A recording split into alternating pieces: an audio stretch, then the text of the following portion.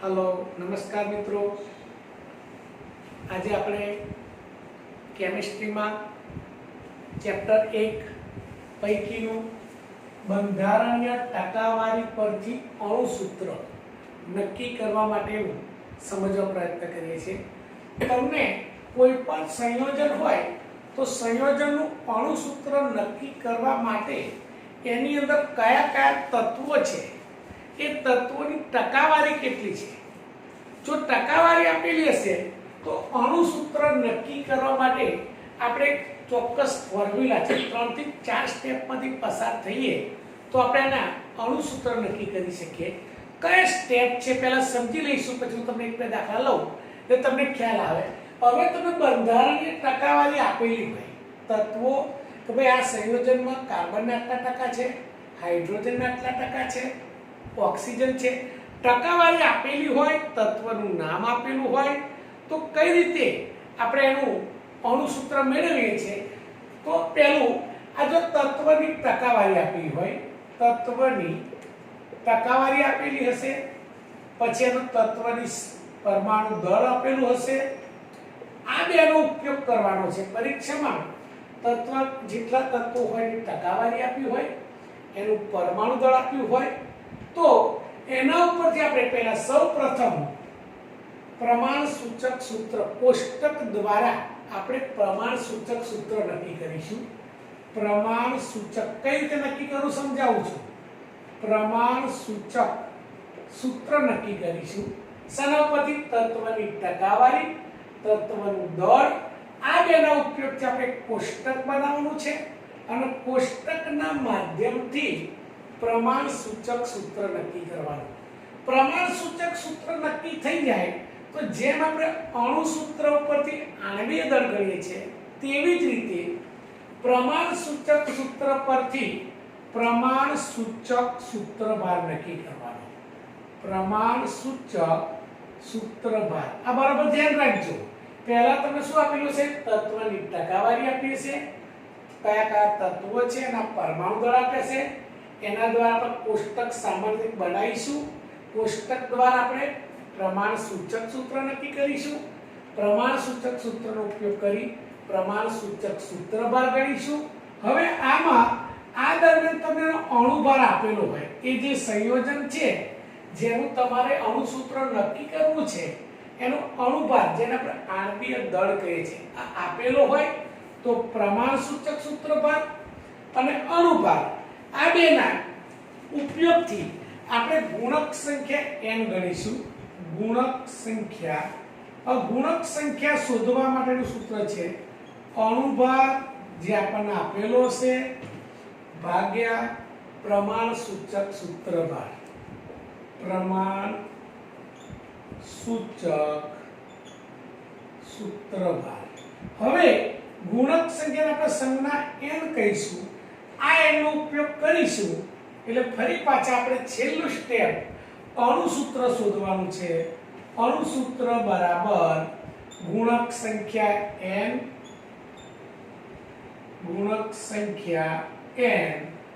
ગુણ્યા પ્રમાણ સૂચક સૂત્ર। મિત્રો આપણે 3 સૂત્રો તૈયાર કરવાના થશે। એની અંદર પહેલું જો સ્ટેપ પર જે છે તત્વની ટકાવારી આપેલી હશે, પરમાણુ કયા કયા તત્વો છે માહિતી આપેલી છે, એના દ્વારા આપણે નાનું કોષ્ટક બનાવીશું। કોષ્ટક પરથી પ્રમાણ સૂચક સૂત્ર લઈ લઈશું। પ્રમાણ સૂચક સૂત્ર શોધાઈ જાય તો જેમ અણુસૂત્ર પરથી આણ્વીય દળ શોધીએ છીએ એ રીતે પ્રમાણ સૂચક સૂત્રનો ઉપયોગ કરી પ્રમાણ સૂચક સૂત્રભાર શોધીશું। અણુભાર તમને આપેલો હોય, તમને તો અણુભાર અને પ્રમાણ સૂચક સૂત્રભારનો ગુણોત્તર જેને આપણે ગુણક સંખ્યા કહીશું, અને આ ગુણક સંખ્યા જે મળે એને પ્રમાણ સૂચક સૂત્ર વડે ગુણીશું તો આપણને અણુસૂત્ર મળે। મિત્રો આની અંદર બે સૂત્રો તૈયાર કરવાના। પહેલા તમારે પહેલું સૂત્ર છે અણુસૂત્ર બરાબર ગુણક સંખ્યા ગુણ્યા પ્રમાણ સૂચક સૂત્ર।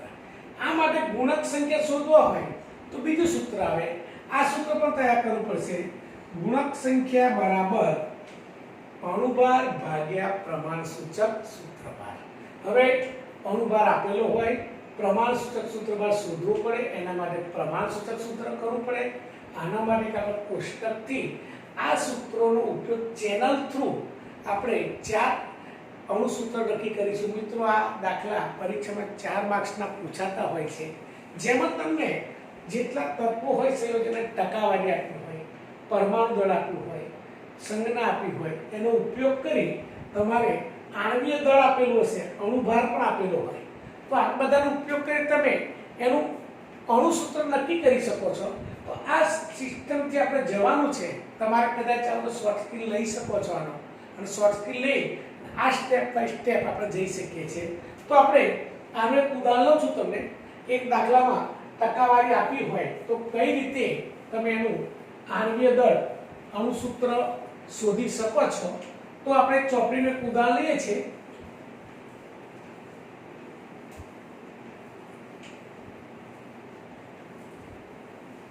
ચલો પેલું સ્વાધ્યાય ચોપડીનું ઉદાહરણ લઈએ છીએ. ચલો, એક સંયોજનમાં દાખલો છે ચોપડીનો.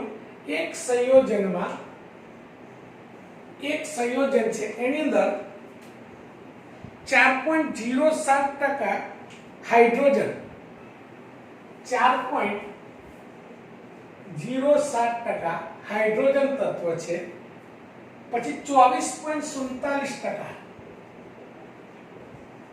કાર્બન તત્વ છે, અને 71.65% ક્લોરીન તત્વ છે. 3 તત્વો આપે છે.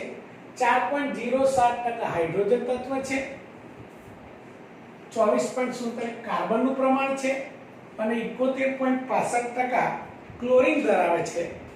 જો તેનું મોલર દળ એટલે આણ્વીય દળ, મોલર દળ એટલે કે આણ્વીય દળ જેને આપણે અણુભાર કહીશું. આણ્વીય દળ એટલે અણુભાર તમને આપેલો છે. અણુભાર 98.96 પણ એપ્રોક્સ આપણે 99% લઈશું ગ્રામ પ્રતિ મોલ હોય તો તેનું પ્રમાણસૂચક સૂત્ર અને અણુસૂત્ર ગણો. આ દાખલો છે. પ્રમાણસૂચક સૂત્ર પહેલા નક્કી કરવાનું છે, પછી અણુસૂત્ર નક્કી કરવું છે. મિત્રો, મેં તમને પહેલા જ કહ્યું, આ દાખલાની અંદર હાઇડ્રોજન તત્વ છે એના ટકાવારી આપી, કાર્બન તત્વની ટકાવારી આપી, ક્લોરીન તત્વની ટકાવારી આપી. એનું આણ્વીય દળ એટલે અણુભાર આપ્યો છે. તો તમારે અણુસૂત્ર નક્કી કરવું હોય તો સૌપ્રથમ ટકાવારીનો ઉપયોગ કરી આપણે પહેલા કોષ્ટક દ્વારા પ્રમાણસૂચક સૂત્ર બનાવીશું. આના માટે થોડું એક કોષ્ટક બનાવીએ છીએ, થોડું ધ્યાન આપજો તમે. સૌપ્રથમ કયા કયા તત્વો છે એ આપણે લખીશું. તત્વો કયા છે? તત્વની સંજ્ઞા, પછી એની ટકાવારી આપી છે તમને. તત્વની ટકાવારી, પછી આપણે પરમાણુ દળ, તત્વનું આટલું લખ્યા પછી એને આપણે ચોથું સ્ટેપ છે પરમાણુ ગુણોત્તર લખીશું.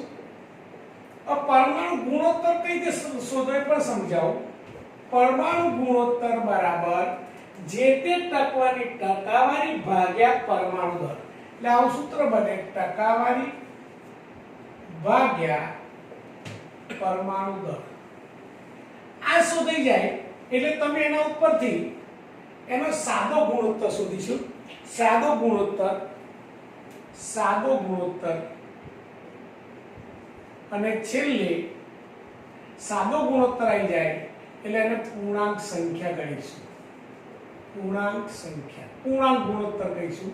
મિત્રો, આટલું કોષ્ટકમાં બનાવવાનું છે. આજે આપણે જોઈએ છે આપણી પાસે 3 તત્વો છે, કાર્બન, હાઇડ્રોજન અને ક્લોરીન. ચલો, 3 તત્વો માટે આપણે કોષ્ટક બનાવીએ છીએ. દાખલો સહેલો એક બેટા પ્રેક્ટિસ કરશો તમને ખ્યાલ આવશે. ચલો, પહેલું જોઈએ છે. 3 તત્વો છે પૈકી.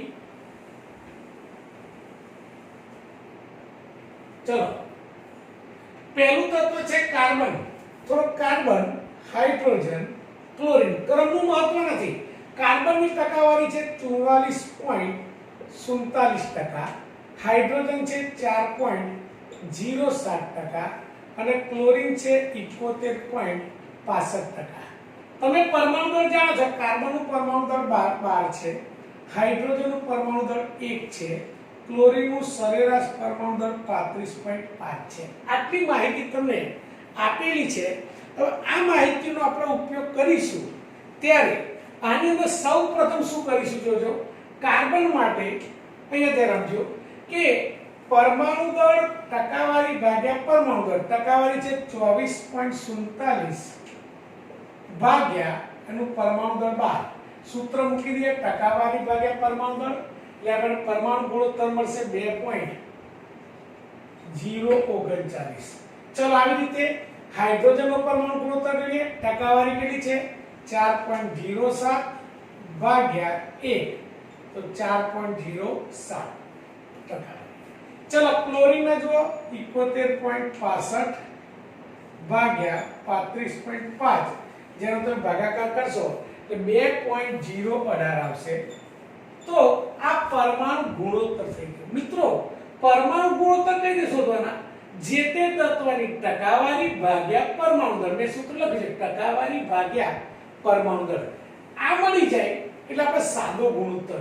હવે સાદો ગુણોત્તર કઈ રીતે શોધવો એ સમજો તમે. આ જે ત્રણ સંખ્યા એ પરમાણુમાં નાનામાં નાની સંખ્યા શોધી કાઢવાની તમારે. જે નાનામાં નાની સંખ્યા ધારો કે 2.039 છે પહેલામાં, બીજામાં 4.07, 2.018. તમે જોઈ શકો છો આ ત્રણેયમાં આ સંખ્યા નાનામાં નાની છે. તો જે નાનામાં નાની સંખ્યા હોય આ સંખ્યા વડે દરેક સંખ્યાને ભાગલ. આને 2.018 ભાગીશું, આને 2.018 ભાગીશું, આને 2.018. એટલે પહેલા લઈએ 2.039 ભાગ્યા 2.018. બીજાને ભાગીશું 4.07 ભાગ્યા 2.018. ત્રીજાને પણ ભાગીશું 2.018. હવે શું જવાબ આવશે? ભાગાકાર કરીશું તમે 2.039 ભાગ્યા 1.01. બીજાનો જે જવાબ આવશે 2.4.07, 2.01 અને ત્રીજાનો 1 આવશે. હવે પહેલાનો સાદો ગુણોત્તર 1.01 આવ્યો, બીજાનો 2.01 આવ્યો, ત્રીજાનો 1 આવ્યો. આ સંખ્યાને આપણે પૂર્ણાંક સંખ્યામાં લખવાની. પૂર્ણાંક સાદો ગુણોત્તર અપૂર્ણાંકમાં હોય છે, એને પૂર્ણાંકમાં લેવું હોય તો આપણે 1.01, જેને આપણે પૂર્ણાંક સંખ્યામાં 1 લખીએ છીએ. હાઇડ્રોજનને જુઓ 2.01, પૂર્ણાંકમાં 2 સંખ્યા લખીએ છીએ. ક્લોરીન 1 છે. જો પૂર્ણાંક સંખ્યા મળી જાય તો આપણે હવે એના ઉપરથી પ્રમાણ સૂચક, પ્રમાણ દર્શાવતું પ્રમાણ સૂચક સૂત્ર શોધીશું.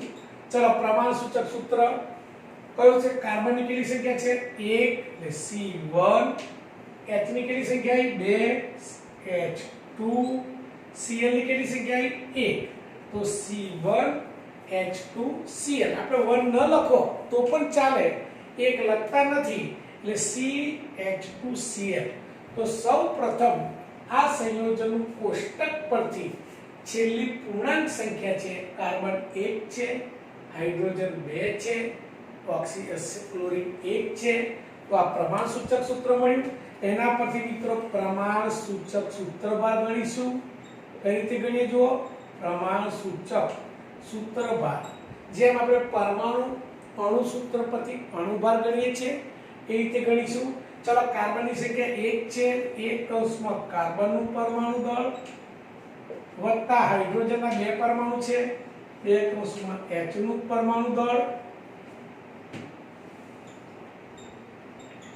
વત્તા 1 કૌંસમાં Cl નું પરમાણુ દળ.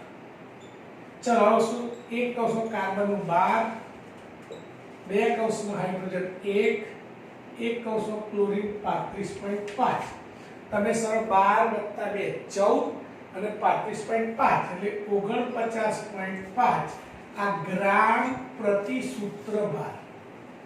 પ્રમાણ સૂચક સૂત્રનો એકમ થશે ગ્રામ પ્રતિ સૂત્રભાર. હવે મિત્રો આની અંદર તમે જોઈ શકો છો કે હવે આ માહિતી તમને આપી છે. આપણે 2 સ્ટેપ રહ્યા. પ્રમાણ સૂચક સૂત્રભાર નક્કી થઈ ગયું, અણુભાર તમને આપેલો છે. તો આ બેનો ઉપયોગ કરી આપણે ગુણક સંખ્યા ગણીશું. તો પહેલી ગણતરી હતી પ્રમાણસૂચક સૂત્ર, બીજી ગણતરી આવી પ્રમાણસૂચક સૂત્રભાર, ત્રીજી ગણતરી આવશે ગુણક સંખ્યા n બરાબર અણુભાર ભાગ્યા પ્રમાણસૂચક સૂત્રભાર. હવે ચલો અણુભાર તમને આપેલો છે, કેટલો આપેલો છે 98.96 પર આપણે એપ્રોક્સિમેટ 99 લઈએ છે ભાગ્યા પ્રમાણસૂચક સૂત્રભાર તમે શોધેલો છે, કેટલો શોધેલો 49.5. હવે વિચારો 49.5 એને આપણે 99 વડે ભાગીએ છે તો આ જવાબ આવશે 2. અપૂર્ણાંક હોય તો આપણે પૂર્ણાંકમાં પણ લઈ લઈશું. જ્યારે પણ એટલે ગુણક સંખ્યા તમે ગણી અણુભાર ભાગ્યા પ્રમાણસૂચક સૂત્રભાર, અણુભાર 99 છે, પ્રમાણસૂચક સૂત્રભાર તમારો 49 પોઈન્ટ જશે. હવે ચોથું સ્ટેપ આવશે આપણું અણુ સૂત્ર શોધવા માટેનું છેલ્લું સૂત્ર, અણુ સૂત્ર બરાબર તમે આગળ સમજો છો ગુણક સંખ્યા n ગુણ્યા પ્રમાણસૂચક સૂત્ર. ચલો n કેટલા આવ્યા છે 2 ગુણ્યા પ્રમાણસૂચક સૂત્ર પર કયું શોધ્યું છે CH2Cl, CH2Cl. હવે 2 વડે ગુણ છે, ગુણક સંખ્યા 2 આવી છે, હવાને 2 વડે ગુણવા છે. દરેક પરમાણુને 2 વડે ગુણીશું. ધારો કે કાર્બન 1 છે, જો કાર્બન 1 હોય એને 2 વડે ગુણીશું એટલે C2H જુઓ 2 પરમાણુ છે તો 2 વડે ગુણીશું, H4 Cl પણ 2 વડે ગુણીશું, Cl2. તો આપણું સૂત્ર C2H4Cl2 આ સંયોજનનું અણુ સૂત્ર થશે C2H4Cl2. મિત્રો આની તમે આ જવાબ તમે શોધ્યો સાચો છે કે ખોટો ચકાસી શકો છો. કઈ રીતે ચકાસી શકાય? જે આપણે અણુ સૂત્ર મૂક્યું છે, જે જવાબ આવ્યો છે એનું આણ્વીય દળ તમને આપેલું છે 99. જો આનું આણ્વીય દળ ગણશો અણુ સૂત્ર પરથી 99 આવે તો આપણો જવાબ સાચો છે એવું આપણે કહી શકીએ. જેમ કે જો કાર્બનના 2 છે 12 ગુણ્યા 2 24 થાય, વત્તા 1 4 24 વત્તા 4 28 થાય. Cl 2 35.5 ગુણ્યા 2 એટલે 71 વત્તા 28. તો 71 વત્તા 28 એટલે લગભગ 99 જે આપણા આણ્વીય દળ આવે છે. તો આમાં 4 માર્ક્સના દાખલા હોય તો ફરી પાછું તમે સમજો. દાખલામાં આપણો જવાબ 99 આવે છે. આ આપણું સૂત્ર આપણું સાચું છે મિત્રો. તો આ જ રીતે શું કર્યું મેં પહેલા ફરી જો રિપીટ કરીએ. પહેલા ટકાવારી આપેલી છે, કાર્બનની ટકાવારી છે, હાઇડ્રોજનની ટકાવારી આપી છે, ક્લોરીનની આપેલી છે, તમને આણ્વીય દળ આપેલું છે. તમારે શું શોધવાનું છે કે પહેલા તો સૌપ્રથમ કોષ્ટક બનાવો વધારે સરળ રહેશે. કોષ્ટક ના બનાવો સાદી રીતે લખશો તો ચાલશે, પણ મારા મતે વધારે મૂકવું આ રીતે રહેશે. પહેલા કોષ્ટકમાં તત્વની સંજ્ઞા, એની ટકાવારી આપેલી હોય, પરમાણુ દળ આપેલું હોય તો પહેલા પરમાણુ ગુણોત્તર શોધવાનો. પરમાણુ ગુણોત્તરનું સૂત્ર યાદ રાખવું પડે. કયું સૂત્ર? ટકાવારી ભાગ્યા પરમાણુ દળ. દરેકના ટકાવારી આપેલી હોય અને પરમાણુ દળ વડે ભાગીશું તો શું આવશે? તમને પરમાણુ ગુણોત્તર આવશે. પરમાણુ ગુણોત્તરમાંથી સાદો ગુણોત્તર કેવી રીતે મેળવવો?